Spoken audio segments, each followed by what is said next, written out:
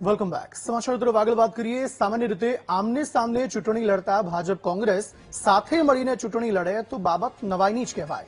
બોટાદ જિલ્લાના રાણપુર એપીએમસીની ચૂંટણીના પરિણામો જાહેર થયા છે. આ ચૂંટણીમાં ભાજપ અને કોંગ્રેસે સંયુક્ત પેનલ બનાવી ચૂંટણી લડી હતી અને વિજય મેળવીને એપીએમસી પર સત્તા કબજે કરી છે.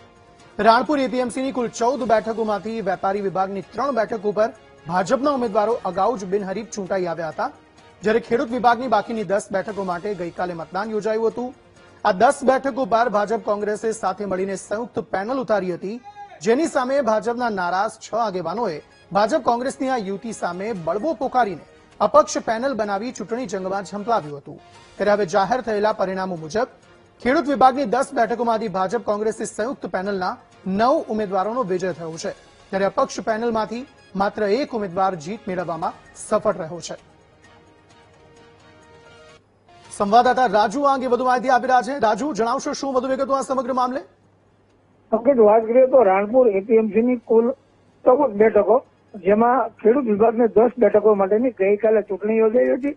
આ ચૂંટણીની અંદર 96.23% મતદાન થયું હતું અને જેની આજે મતગણતરી હતી, જે પૂર્ણ થઈ છે. આ મતગણતરી દરમિયાન ભાજપ અને કોંગ્રેસ સંયુક્ત 10 ઉમેદવારોની પેનલ ઉતારી હતી, જેની અંદર મતગણતરી પરિણામ આવતા જ તે જે ભાજપ અને કોંગ્રેસ પ્રેરિત પેનલના 9 ઉમેદવારો વિજય થયા હતા, જ્યારે ભાજપના કેટલાક જે આગેવાનો છે તે ભાજપની અસંતોષના કારણે અલગ અપક્ષની પેનલ બનાવી હતી અને પેનલમાંથી એક અપક્ષ ઉમેદવાર વિજય થયો છે. આમ રાણપુર એપીએમસી ઉપર ભાજપ કોંગ્રેસનો દબદબો જોવા મળી રહ્યો છે.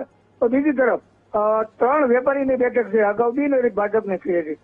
આવી જ રીતે કોંગ્રેસ અને ભાજપ સંયુક્ત મળી અને હાલ રાણપુર એપીએમસી ઉપર સત્તા જમાવી છે. જી આભાર સમગ્ર માહિતી આપવા માટે.